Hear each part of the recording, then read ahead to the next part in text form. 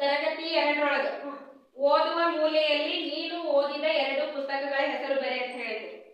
ನೀವು ಓದ್ಲಕ್ ಕೂತಾಗ ಯಾವ ಒಂದೇ ಪುಸ್ತಕಗಳ ಕೊಟ್ಟಿದ್ರಿ ವಾಚಕಗಳ ಅದ್ರೊಳಗ ಯಾವ್ದು ನೀವು 2 ಪುಸ್ತಕ ಓದಿರಿ ಪುಸ್ತಕದ ಹೆಸರು ಬರೀಬೇಕು. ಸಜಾತಿ ವಿಜಾತಿ ಒತ್ತಕ್ಷರಗಳಾಗಿ ವಿಂಗಡಿಸಿ ಅಂತ ಹೇಳಿದ್ರಿ.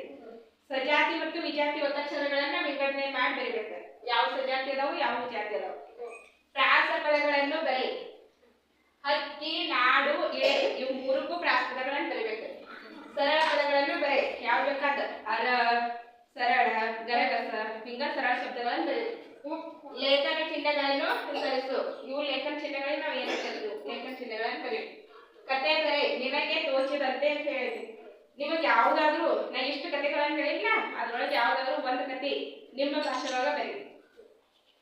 ಇನ್ನ 4ನೇ ತರಗತಿ ಹೊಂದಿಸಿ ಬರೀ. ಇಲ್ಲಿ ಸಮಾನಾರ್ಥಕ ಪದ ಅದಾವ ನೀವು ಜೋಡಿಸ್ಬೇಕು.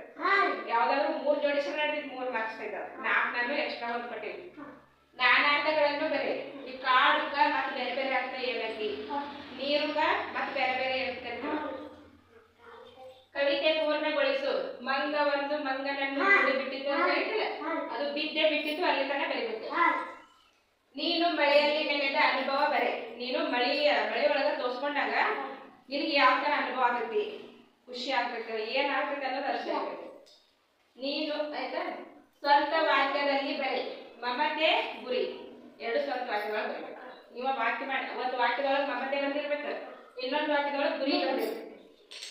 6 ಹೂವಿನ ಹೆಸರು ಬರಿ. ಯಾವ್ದಾದ್ರು 6 ಹೂಗಳ ಹೆಸರು ಬರೀಬೇಕು. ಹೂವಾಡ ಗಿಟ್ಟಿ ಹಾಡ ಹಾಡ್ಸಿನಿಲ್ಲ ಯಾವ್ದಾದ್ರು